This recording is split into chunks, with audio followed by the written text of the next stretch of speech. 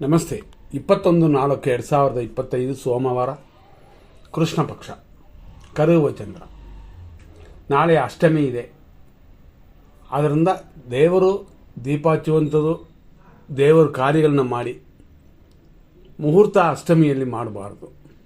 ಇದು ಸಂಜೆ 6:58ವರೆಗಿದೆ. ಆನಂತರ ನವಮಿ ಬರುತ್ತೆ. ನವಮಿಯಲ್ಲೂ ಕೂಡ ಮುಹೂರ್ತ ಕಾರ್ಯಗಳಿಲ್ಲ.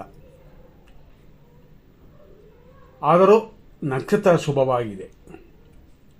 ನಾಳೆ ಉತ್ತರಾಷಾಢ ನಕ್ಷತ್ರ ಮತ್ತು ಶ್ರವಣ. ಈ ಉತ್ತರಾಷಾಢ ನಕ್ಷತ್ರ ಮಧ್ಯಾಹ್ನ 12:37:06 ಆದರೂ ಅಷ್ಟಮಿ ನವಮಿ ಇರೋದರಿಂದ ಮುಹೂರ್ತ ಕಾರ್ಯಗಳಿಲ್ಲ. ಇವತ್ತು ಮಿಥುನ ರಾಶಿಯವರಿಗೆ ಚಂದ್ರಾಷ್ಟಮ ಉಂಟು. ಆದ್ದರಿಂದ ಆ ನಕ್ಷತ್ರದವರು ಸ್ವಲ್ಪ ಗಮನ. ಅಂದರೆ ಆ ರಾಶಿಯಲ್ಲಿ ಇರುವ ನಕ್ಷತ್ರಗಳು ಮೃಗಶೀರ್ಷ, ಆರುದ್ರ, ಪುನರ್ವಸು 3 ಪಾದಗಳಿಗೆ ದೋಷ ಉಂಟು. ಇವತ್ತಿನ ನಕ್ಷತ್ರ ಪಾದಗಳು ಬೆಳಿಗ್ಗೆ 6:08-6:29 ಉತ್ತರಾಷಾಢ ನಕ್ಷತ್ರ ಮಕರ ರಾಶಿ 3ನೇ ಪಾದ. ಆನಂತರ ಮಧ್ಯಾಹ್ನ 12:37 4ನೇ ಪಾದ. ಇಷ್ಟಕ್ಕೆ ಉತ್ತರಾಷಾಢ ನಕ್ಷತ್ರವೇ ಮುಗಿಯುತ್ತದೆ. ಮಧ್ಯಾಹ್ನ 12:37 ಶ್ರವಣ ನಕ್ಷತ್ರ ಪ್ರಾರಂಭವಾಗುತ್ತದೆ. ಸಂಜೆ 6:43 ಶ್ರವಣ ನಕ್ಷತ್ರ 1ನೇ ಪಾದ. ಆನಂತರ ರಾತ್ರಿ 12:46 ಶ್ರವಣ ನಕ್ಷತ್ರ 2ನೇ ಪಾದ. ಆನಂತರ ಅಂದರೆ ರಾತ್ರಿ 12:46 ಮೇಲೆ ಶ್ರವಣ ನಕ್ಷತ್ರ 3ನೇ ಪಾದ. ಇದೇ ನಕ್ಷತ್ರ ನಾಳೆಯೂ ಕಂಟಿನ್ಯೂ ಆಗಿರುತ್ತದೆ. ಅಂತಂದರೆ 22ನೇ ತಾರೀಕುವರೆಗೂ ಆ ನಕ್ಷತ್ರವೂ ಇದೆ. ಆದರೂ ನಾಳೆಯೂ ಶುಭವಾಗಿ ಕಾಣಿಸಲಿಲ್ಲ. ಧನಹಾನಿ, ಪ್ರಾಣನಾಶ ಅಂತ ಎಲ್ಲವೂ ಕೂಡಿ ಬಂದಿರೋದರಿಂದ ಒಂದು 2 ದಿನ ತಡ್ಕೊಳ್ಳೋಣ ಒಳ್ಳೆಯ ಕಾರ್ಯಗಳಿಗೆ. ಈ ರೀತಿಯಾದ ಈ ದಿನದಲ್ಲಿ 100% ಒಳ್ಳೆಯದು ಕೆಟ್ಟೋದನ್ನು ನೋಡ್ಕೊಳ್ಳೋಣ.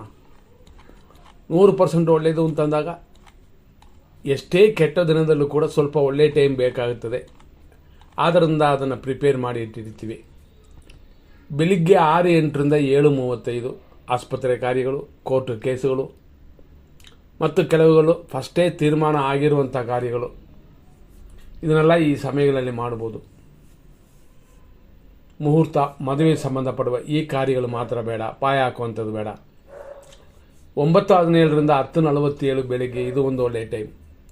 12:24-12:45 ಇದು ಶುಭ ಸಮಯವೇ. ಮಧ್ಯಾಹ್ನ 1:39 ಸಂಜೆ 4:36 ಇದು ಒಂದು ಶುಭ ಸಮಯ. ಅದೇ ಥರ ಸಂಜೆ 6:17-6:56 ಶುಭ ಸಮಯ. ರಾತ್ರಿ 8:09 ರಾತ್ರಿ 12:16 ಶುಭ ಸಮಯ.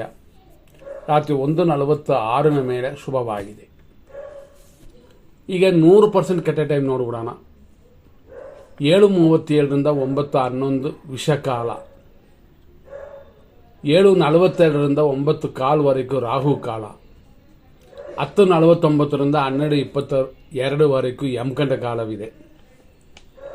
ಮಧ್ಯಾಹ್ನ 12:47 ಮಧ್ಯಾಹ್ನ 1:37 ದುರ್ಮುಹೂರ್ತ. ಸಂಜೆ 4:38 6:15 ನಕ್ಷತ್ರ ವಿಷಘಟಿಕಾ ಕಾಲ. ಸಂಜೆ 6:58 ರಾತ್ರಿ 8:07 ಮೃತ್ಯು. ರಾತ್ರಿ 12:18 ರಾತ್ರಿ 1:44 ವಿಷಕಾಲ. ಹಂಗ ಈ ಸಮಯಗಳಲ್ಲೆಲ್ಲ ಮುಹೂರ್ತ ಕಾರ್ಯಗಳನ್ನು ಬಿಟ್ಬಿಡಿ. ಒಳ್ಳೆ ಕಾರ್ಯಗಳು ಮಾಡ್ಬೋದು, ಸಹಕಾರ ಮಾಡುವಂಥ ಕಾರ್ಯಗಳನ್ನ ಮಾಡ್ಬೋದು, ತೊಂದರೆ ಇಲ್ಲ. ಅಷ್ಟಮಿ ನವಮಿ ಪೂಜಾ ಕಾರ್ಯಗಳನ್ನ ಧಾರಾಳವಾಗಿ ಮಾಡಿ.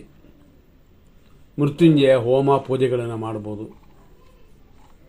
ಹೀಗೆಲ್ಲ ಇದ್ದರೂ ಅಷ್ಟಮಿ ನವಮಿ ಆಗಿರೋದ್ರಿಂದ ಇವತ್ತಿನ ತಾರಾಬಲ ಚಂದ್ರಬಲವನ್ನು ನೋಡುವಂತಿಲ್ಲ. ಯಾರೇ ಆದರೂ ಸ್ವಲ್ಪ ತಾಳ್ಮೆ, ಗಮನ ಕೊಡಿ. ಅದು ಅಲ್ಲದೆ ನಾವು ಫಸ್ಟೇ ಹೇಳಿದ್ವಿ, ಮಿಥುನ ರಾಶಿಯವರಿಗೆ ಸ್ವಲ್ಪ ದೋಷವಿದೆ. ಆ 3 ನಕ್ಷತ್ರದವರು ಗಮನ ಕೊಡಿ. ಮೃಗಶೀರ್ಷ 3, 4, ಆರುದ್ರ, ಪುನರ್ವಸು ಪೂಜಾ ಮಾಡ್ಕೋಬೋದು. ಪರಿಹಾರಗಳು ಮಾಡುವಂಥದ್ದನ್ನು ದೇವರಲ್ಲಿ ಮಾಡ್ಕೋಬೋದು. ಹಿರಿಯರ ಆಶೀರ್ವಾದ ಪಡ್ಕೋಬೋದು. ಮೊನ್ನೆ ಪ್ರಾರಂಭ ಮಾಡಿರುವಂಥ ಕಾರ್ಯಗಳನ್ನ ಇವತ್ತು ಕಂಟಿನ್ಯೂ ಮಾಡ್ಬೋದು. ಅದರಲ್ಲಿ ದೋಷಗಳಿಲ್ಲ, ಅಡ್ಡಿಯೂ ಇಲ್ಲ. ಆದ್ದರಿಂದ ಹೆಚ್ಚಾಗಿ ತಲೆ ಕೆಡಿಸ್ಕೊಳ್ಳೋದು ಬೇಕಾಗಿಲ್ಲ. ನೋಡಿಕೊಂಡು ನಿಮ್ಮ ಕಾರ್ಯಗಳನ್ನ ಮಾಡಿ. ಆದರೂ ಇವತ್ತಿನ ದಿನದಲ್ಲಿ ವಿಷಕಾಲದಲ್ಲಿ ತುಂಬ ಗಮನ ಕೊಡಿ. 7:37ರಿಂದ 9:11, 7:42ರಿಂದ 9:15, 10:49ರಿಂದ 12:22 ಆಪರೇಷನ್ಗಳನ್ನು ಈ ಸಮಯದಲ್ಲಿ ಬೇಡಿ. ಅದೇ ಥರ ಸಂಜೆ 4:38ರಿಂದ 6:15 ಈ ಸಮಯದಲ್ಲೂ ಕೂಡ ಏನೂ ಬೇಕಾಗಿಲ್ಲ. ಸ್ವಲ್ಪ ತಾಳ್ಮೆ. ಇದೆಲ್ಲ ಮಾಡಿದ್ರೆ ಕಾರ್ಯಗಳಲ್ಲಿ ಗೆಲುವು ಖಂಡಿತ ಉಂಟು.